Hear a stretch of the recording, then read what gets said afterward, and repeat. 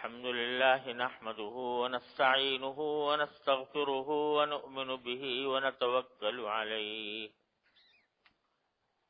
ونعوذ بالله من شرور أنفسنا ومن سيئات أعمالنا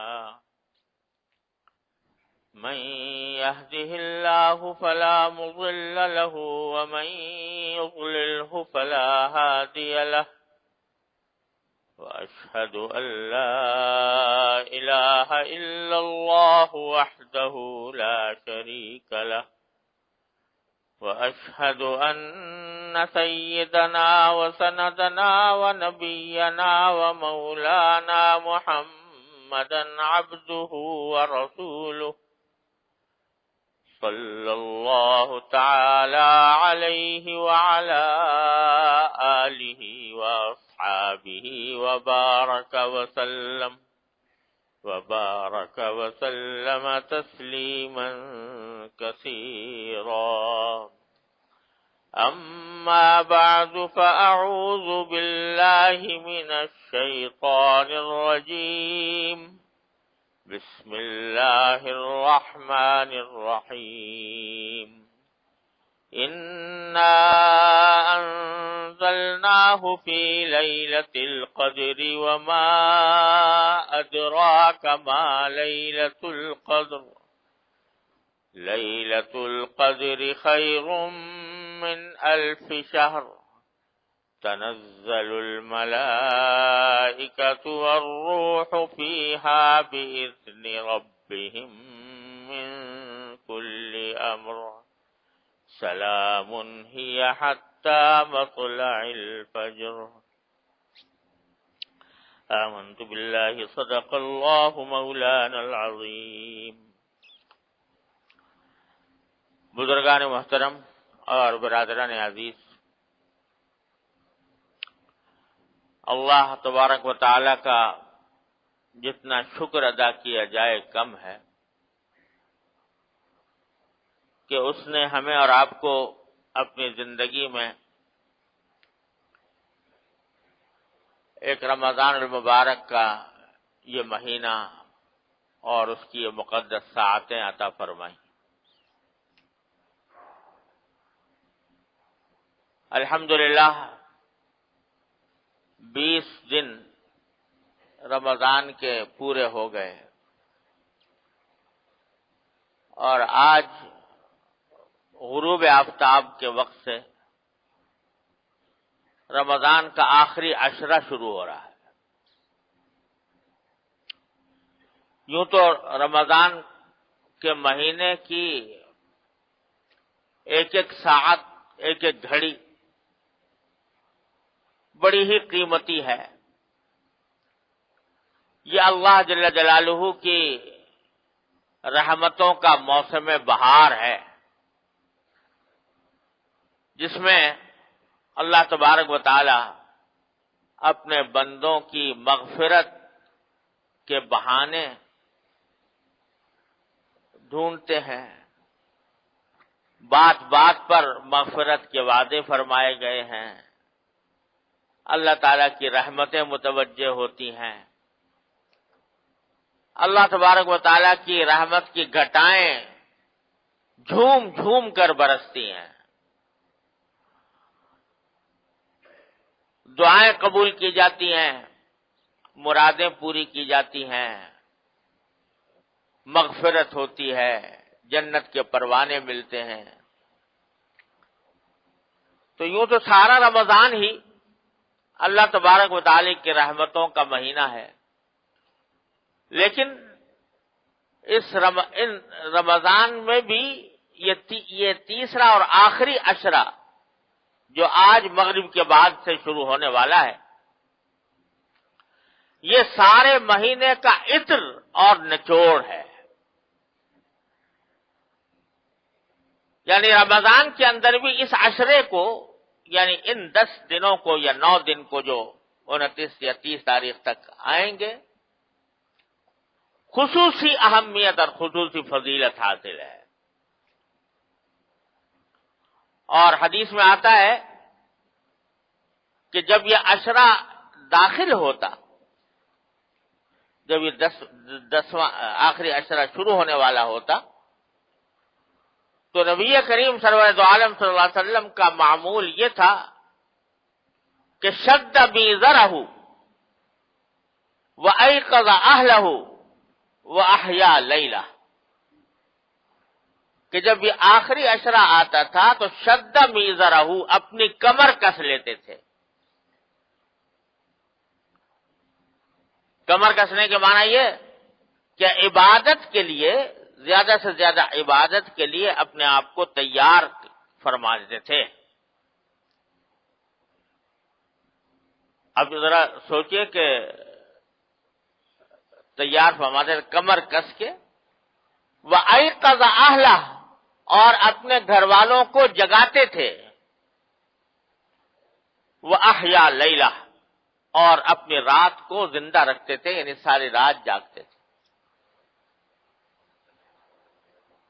ویسے بھی سرکار دو عالم صلی اللہ علیہ وسلم کا ہر رات تہجد پڑھنے کا معمول تھا، کوئی رات خالی نہیں جاتی تھی. لیکن اس عشرہ اخیرہ میں کمر کس لیتے تھے اور ساری رات جاگتے تھے، گھر والوں کو بھی جگاتے تھے. عام دنوں میں تو سرکار دو عالم صلی اللہ علیہ وسلم کا معمول یہ تھا کہ تہجد کے لیے جب اٹھتے تو خود اٹھتے تھے نماز کے لیے، لیکن اپنی ازواج مطہرات کو نہیں اٹھاتے تھے. جو اٹھنا چاہے اپنی خوشی سے اٹھ جائے، لیکن اہتمام کر کے ان کو اٹھانے کا معمول نہیں تھا. بلکہ روایتوں میں آتا ہے کہ جب اٹھتے تو آہستگی سے اٹھتے تھے. قام رویدن، کھڑے ہوتے بستر سے تو آہستگی سے کھڑے ہوتے، کہیں حرکت سے برابر میں سوئی ہوئی حضرت عائشہ یا حضرت اور کسی ازواج مطہرہ جو بھی پاس ہوں تو ان کی آنکھ نہ کھل جائے. وقام رویدن، کھڑے ہوتے تو آہستگی سے کھڑے ہوتے. وہ فتح الباب رویدن، دروازہ کھولتے تو آہستگی سے کھولتے کہ کہیں سے ان کی آنکھ نہ کھل جائے. کیونکہ تہجد فرض اور واجب تو ہے نہیں جس کی وجہ سے ان کو زبردستی کہا جائے کہ بھئی یہ ضرور کرو. اور اپنی نفلی عبادت کی خاطر دوسرے کی نیند خراب کرنا جائز نہیں. تمہیں پڑھنا ہو تو اس طرح پڑھو کہ دوسرے کو تکلیف نہ پہنچے. شریعت نے اس بات کا قدم قدم پر لحاظ رکھا ہے کہ اپنی ذات سے، اپنے کسی عمل سے کسی دوسرے کو ادنا تکلیف نہ پہنچے. دوسرے کو تکلیف سے بچانے کے لیے بڑے سے بڑے احکام کی قربانی دے دی ہے. قرآن شریف پڑھنا بڑا ثواب ہے. ایک ایک لفظ، ایک ایک حرف کے اوپر 10 نیکیاں ملتی ہیں. لیکن اتنی بلند آواز سے کہیں پڑھنے لگے جس سے کسی سونے والے کی نیند میں خلل آ جائے، تو حرام ہے بالکل ایسی آواز سے پڑھنا. آج افسوس یہ ہے کہ لوگ دین کے مسائل کو سمجھتے نہیں، دین کی فہم نہیں. اس کے نتیجے میں سمجھتے ہیں کہ ہم دین کا کام کر رہے ہیں، حقیقت میں گناہ ہوتا ہے. یہ جو لاؤڈ اسپیکر کے اوپر لوگ راتوں محلوں کو جگاتے ہیں، محلوں کو لاؤڈ اسپیکر کھول کے، اور اس کے اوپر تقریریں ہوں یا نظمیں ہوں یا نعتیں ہوں یا حمد ہو یا جو کچھ بھی ہو، تلاوت ہو، اور محلے کے اندر کو لوگ، کوئی سو رہا ہے، کوئی سونا چاہتا ہے تو سو نہیں سکتا، کوئی بیمار ہے، پریشان ہے، حال ہے، مگر آپ نے اس کے سر کے اوپر ایک آواز مسلط کر رکھی ہے. یہ شریعت کے اعتبار، سہولت کے لحاظ سے بالکل حرام کام ہے. یہ تو شریعت نے قدم قدم پر اس بات کی رعایت رکھی ہے کہ اپنی ذات سے کسی کو ادنا تکلیف نہ ہو. اگر کسی کے زخم سے بدبو اٹھ رہی ہے تو اس کے لیے کہا گیا مسجد میں جا کے نماز نہ پڑھے، کیونکہ وہاں نماز پڑھنے والوں، دوسرے نماز پڑھنے والوں کو اس کی بو سے تکلیف ہوگی. گھر میں پڑھ لو نماز، جماعت چھوڑ دو، مسجد چھوڑ دو، لیکن کسی کو تکلیف نہ پہنچاؤ. یہ شریعت کا حکم. شریعت تو ہماری یہ کہتی ہے. الیاذ باللہ. مگر قدم قدم پر ہم نے بلایا ہوا ہے ان احکام کو. بہرحال کہہ یہ رہا تھا کہ عام دنوں میں نبی کریم سرور دو عالم صلی اللہ علیہ وسلم کا معمول یہ تھا کہ دھیرے سے اٹھتے تھے تاکہ ازواج مطہرات کی آنکھ نہ کھلے. لیکن 10واں جب یہ آخری عشرہ آتا تو اس وقت باقاعدہ اٹھاتے تھے. بھئی اٹھو، یہ آخری راتیں ہیں رمضان کی، اس کے اندر عبادت کرو، اللہ تعالیٰ کی طرف رجوع کرو، اللہ تعالیٰ سے دعائیں مانگو. ازواج مطہرات کو بھی اٹھاتے تھے. وہ احیا لیلہ، اور ساری رات جاگتے تھے. تو یہ حدیث میں، ایک حدیث میں جو فرمایا کہ رمضان کا جو پہلا حصہ ہے یعنی پہلا عشرہ وہ رحمت کا عشرہ ہے، اور دوسرا عشرہ جو آج یہ ختم ہو رہا ہے یہ مغفرت کا عشرہ ہے. اور تیسرے عشرے کے بارے میں فرمایا کہ جہنم سے آزادی کا پروانہ لے کر آتا ہے یہ، کہ اس رات میں، اس عشرے میں اللہ تبارک و تعالی انسانوں کی گردنوں کو جہنم کی سزا سے، جہنم کے عذاب سے آزادی کا پروانہ عطا فرماتا. اور اس کے لیے اللہ تبارک و تعالی نے ایک راستہ یہ رکھا ہے کہ اسی عشرہ اخیرہ میں کوئی ایک رات ایسی ہوتی ہے جسے شب قدر کہا جاتا ہے، لیلۃ القدر کہا گیا ہے. یہ ایک نعمت ہے جو اس امت محمدی علیہ صاحب الصلوۃ والسلام کو عطا فرمائی گئی. نعمت کیا ہے؟ نعمت یہ ہے کہ روایات میں آتا ہے کہ ایک مرتبہ صحابہ کرام نے نبی کریم صلی اللہ علیہ وسلم سے ایک عرض کی کہ قرآن کریم میں آیا ہے کہ نوح علیہ السلام، جب نوح علیہ السلام دنیا میں تشریف لائے تو 950 سال دنیا میں رہے. زندگی ان کی جو ہوئی، عمر جو ہوئی 950 سال ہوئی. فَلَبِثَ فِيهِمْ أَلْفَ سَنَةٍ إِلَّا 50 عَامًا، کہ 1000 سال رہے سوائے 50 سال چھوڑ کے، یعنی 950 سال زندگی ہوئی. اس سے معلوم ہوتا ہے کہ اس زمانے میں انسانوں کی عمریں بڑی لمبی لمبی ہوتی تھی. تو صحابہ کرام نے ایک دن نبی کریم صلی اللہ علیہ وسلم سے یہ عرض کیا کہ یا رسول اللہ، پچھلی امتوں کے لوگوں کی عمریں بڑی لمبی ہوتی تھی، اور چونکہ لمبی عمریں ہوتی تھی تو ظاہر ہے جتنا لمبی عمر ہوگی اتنا ہی زیادہ عبادت آدمی کرے گا. 900 سال اگر عمر ہوئی تو 900 سال تک عبادت کر رہا ہے.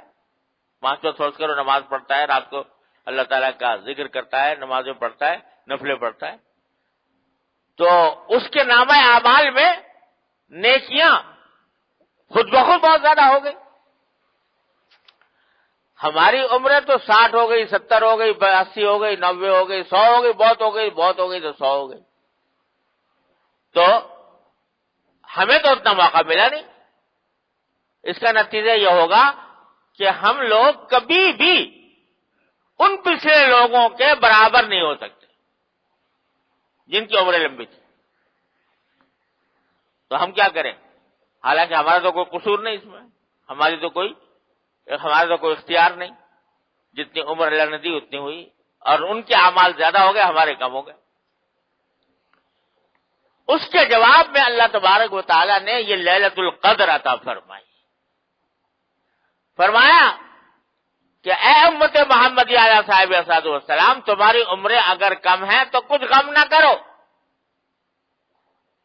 ہم تمہیں ہر سال ایک ایسی رات عطا فرمائیں گے کہ جس میں عبادت کرنا 1000 مہینے سے بھی بہتر ہوگا.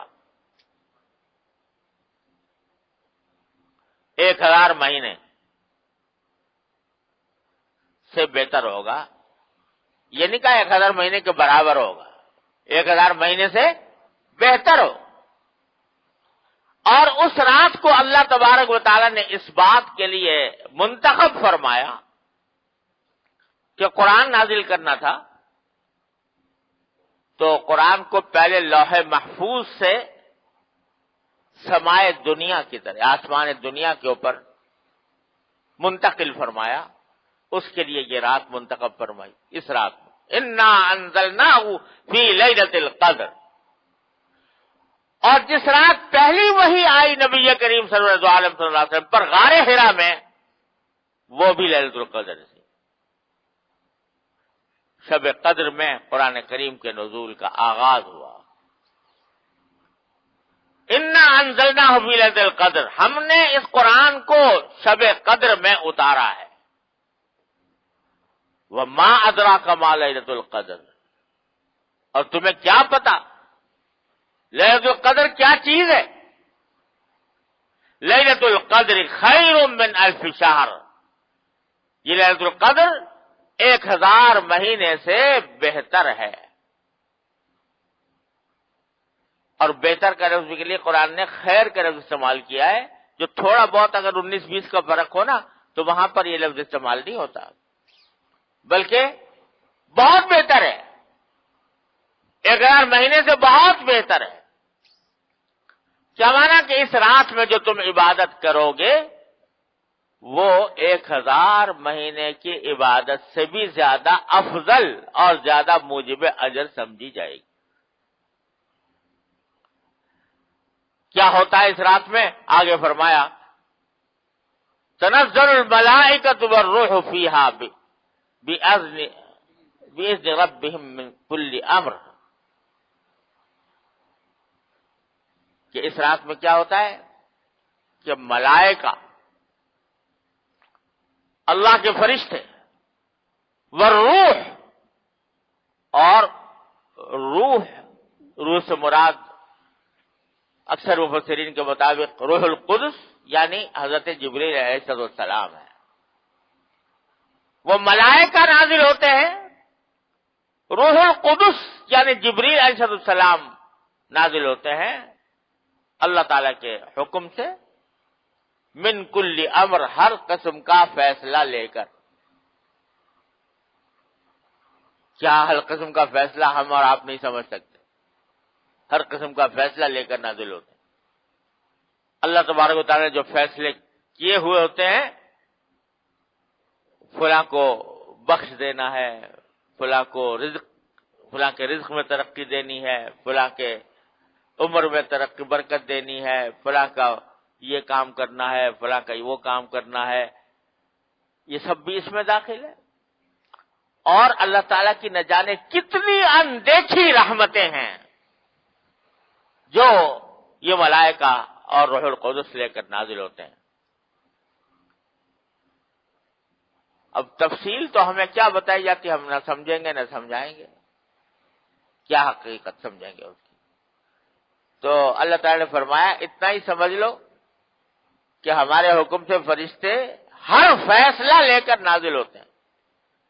کیا فیصلہ نازل ہوتے ہیں تم کیا جانو کیا فیصلہ، لیکن ہماری رحمت کے فیصلے ہوتے ہیں، ہمارے کرم کے فیصلے ہوتے ہیں. اور خلاصہ یہ سمجھ لو کہ سلام ہی حتی مطلع الفجر، فجر کے طلوع ہونے تک یہ رات سلامتی ہی سلامتی ہے اہل ایمان کے لیے، سلامتی ہی سلامتی. اب سلامتی کا لفظ اتنا وسیع اور ہمہ گیر اور عام ہے کہ دنیا کی سلامتی، آخرت کی سلامتی، ہر قسم کی سلامتی، ہر قسم کی خیر و برکت اس میں داخل ہو. تو یہ ہے شب قدر. البتہ اتنا کیا اللہ تعالیٰ نے کہ اتنی بڑی نعمت دی، اتنا بڑا انعام فرمایا، تو ایسے ہی دے دیں مفت میں،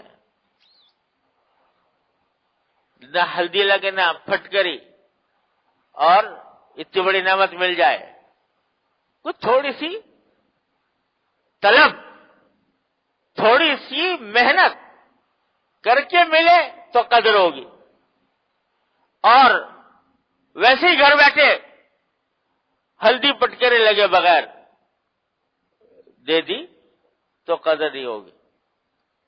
دیکھو اللہ تعالیٰ نے کتنی نعمتیں دے رکھی ہیں اس طرح مفت۔ آنکھ دی، کوئی پیسہ خرچ کیا تھا، کوئی محنت اٹھائی تھی کہ اس کی آنکھ کے اندر بینائی ہو، اس سے میں دیکھ سکوں، اتنی بڑی مشین لگا دی مفت، جو پیدائش سے لے کر مرتے دم تک تمہارے ساتھ چل رہی۔ زبان لگا دی، ناک لگا دی، کان لگا دیے، جو سن رہے ہیں، ساری نعمتیں حاصل ہو رہی ہیں۔ یہ مفت دے رکھی ہے کہ نہیں؟ مفت دے رکھی ہے، لہذا قدر ہی نہیں، قدر ہی نہیں، اس کی قدر نہیں، اس کا نہ شکر ادا ہو رہا ہے۔ تو بھی شکر ادا کیے، اللہ تو نے مجھے آنکھ دی، مجھے بینائی دی، اللہ تعالیٰ شکر ہے۔ یا تو نے مجھے زبان دی، بولنے کی طاقت دی، اللہ تعالیٰ شکر ہے۔ قدر ہی نہیں، مفت ملی ہوئی ہے۔ کوئی اتنی بڑی نعمت ہے، ذرا کھو جائے، ذرا اس کا اسکرو ڈھیلا ہو جائے تو ناچا ناچا پھرے انسان، اور پھر لاکھوں روپے بھی خرچ کرنے کو تیار، اور مصیبتیں جھیلنے کو بھی تیار، کسی طرح ہی مل جائے، لیکن خود سے ملی ہوئی ہے، لہذا کوئی قدر نہیں، غلط سلط کاموں میں استعمال کر رہا ہے، الا بلا اس کے ذریعے کے کاموں میں لگا رہا ہے، قدر نہیں، مفت ملی ہوئی ہے اس لیے۔ تو مفت ملی چیز کی قدر نہیں ہوتی۔ تو تھوڑا سا محنت کرنے کے لیے اللہ تعالی نے فرمایا کہ ہم نہیں بتاتے کون سی رات ہے، ہم نہیں بتاتے کون سی رات ہے، یہ 9 راتیں ہیں، ان 9 راتوں میں سے ایک رات میں آئے گی کوئی نہ کوئی، اور چلو اس میں بھی کمی کر دی، 9 نہ صحیح، 9 10 نہ صحیح، ان سے بھی کمی کر دی، 21 23 25 27 29، 5 طاق راتیں، ان میں سے کسی میں ہے۔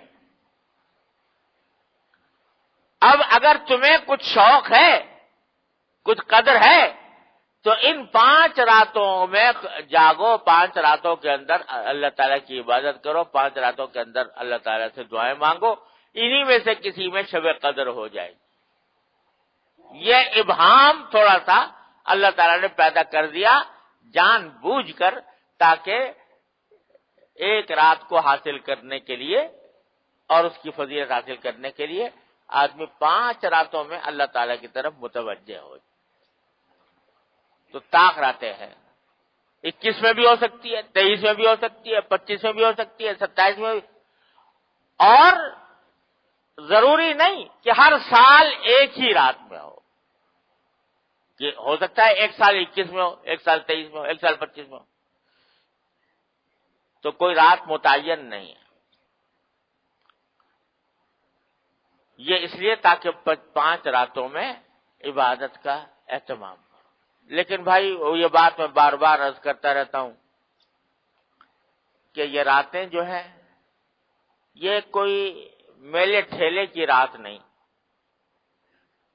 یہ جلسوں جلوسوں کی رات نہیں، یہ مجمع لگانے کی رات نہیں، یہ ایسا اجتماع، اس طرح کے اجتماعات جیسے کہ عام طور سے کیے جاتے ہیں، اس کی رات نہیں۔ یہ رات تو اس کام کے لیے ہے کہ آدمی تنہائی میں کسی گوشے میں بیٹھ کر اپنے اللہ سے رابطہ قائم کرے، ایسا ماحول پیدا کرے کہ وہ اور اس کا اللہ ہو، اور تیسرا کوئی بیچ میں حائل نہ ہو۔ یہ کہ چراغاں ہو رہا ہے اور جلسے ہو رہے ہیں اور تقریریں ہو رہی ہیں اور نظمیں پڑھی جا رہی ہیں اور دیگیں اتر رہی ہیں اور دسترخوان بچھ رہے ہیں اور دعوتیں ہو رہی ہیں، یہ سارا اس رات کو ضائع کرنے کے مرادف۔ یہ تو اس کام کے لیے ہے کہ بھائی جو کچھ تقریر کرنی ہے، واز کرنا ہے، جو کچھ دین کی بات سمجھنی ہے، سننی ہے، وہ پہلے سے سن کے رکھو اور اس رات میں عمل کرو۔ عمل کیا کرو؟ جتنا ہو سکے اللہ تبارک و تعالیٰ کی بارگاہ میں کھڑے ہو کر نفلیں پڑھو۔ نفلوں میں بھی بہتر یہ ہے کہ لمبے قیام ہوں، لمبے رکوع ہوں، لمبے سجدے ہوں، لمبی صورتیں جو یاد ہوں وہ پڑھو، اور سجدے لمبے ہوں، اور اس میں سجدوں کے اندر بھی جو مسنون دعائیں ہیں، جو قرآن کریم کی دعائیں ہیں یا نبی کریم صلی اللہ علیہ وسلم سے جو ماثور ہیں، وہ سجدے میں، رکوع میں بھی مانگ سکتے ہیں۔ جتنا ہو سکے نماز میں وقت گزرے، قرآن کریم کی تلاوت میں وقت گزرے، ذکر اور تسبیح میں، اور سب سے زیادہ سبحان اللہ والحمد للہ ولا الہ الا اللہ واللہ اکبر ولا حول ولا قوت الا باللہ العلی العظیم، تیسرا کلمہ، اس کی جتنی کثرت ہو، چلتے پھرتے اٹھتے بیٹھتے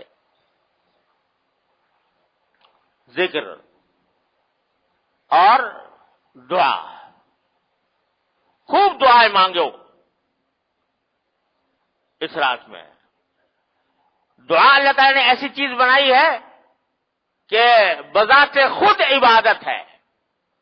چاہے تم اپنی دنیاوی حاجتیں مانگ رہے ہو، یا اللہ مجھے رزق دے دے، یا اللہ مجھے میری ملازمت اچھی ہو جائے، یا اللہ میری تجارت اچھی چل جائے، مانگتے رہو دنیا کی چیز، لیکن اس دعا پر بھی اللہ تبارک و تعالی اجر عطا فرماتے ہیں، یہ بھی عبادت قرار دے دی اللہ تعالی۔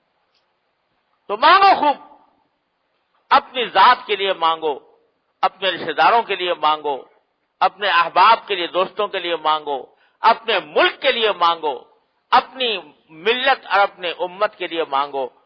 عالم اسلام جس اس وقت زبردست دشمنوں کے نرغے میں ہے، اس سے نکلنے کی مانگو۔ اور بھائی سب سے بڑی بات یہ ہے کہ یہ جتنا بھی نرغہ ہم پر مسلط ہے، یہ کہیں باہر سے نہیں آ گیا۔ قرآن کہتا ہے کہ ما اصابکم من مصیبت فبما کسبت ایدیکم، جو مصیبت تمہیں پہنچتی ہے وہ تمہارے اپنے ہاتھوں کے کرتوت کی وجہ سے ہوتی۔ تو ہم دعائیں تو مانگتے ہیں کہ یا اللہ یہ مصیبت ہم سے دور کر دے، لیکن وہ ہاتھوں کے کرتوت جس کی وجہ سے مصیبت آئی ہے اس کی طرف متوجہ نہیں ہوتا۔ تو دعا یہ مانگو کہ یا اللہ ہمیں متوجہ کر دیجئے اپنے حالات کی اصلاح کرنے کی طرف، اور جن وجوہ سے آپ کا غضب ہم پر نازل ہوتا ہے، اے اللہ ان سے بچنے کی توفیق عطا فرما، مجھے بھی اور میرے ہم وطنوں کو بھی اور میرے ہم مذہبوں کو بھی، اور اے اللہ ہماری ملت کے تمام افراد کو اس سے نجات دے دے اور ہماری شامت اعمال کو دور فرما۔ اس کی خاص طور پر دعا مانگنے کی ضرورت ہے۔ اللہ تبارک تعالیٰ اس کی توفیق عطا فرمائے۔ یہ شب قدر اس طرح گزارنی چاہیے۔ اللہ تبارک و تعالیٰ اپنے فضل و کرم سے مجھے بھی اور آپ کو بھی اس شب قدر کی صحیح برکات فرمائے اور اس سے صحیح فائدہ اٹھانے کی توفیق عطا فرمائے۔ وآخر دعوانا الحمدللہ رب العالمین۔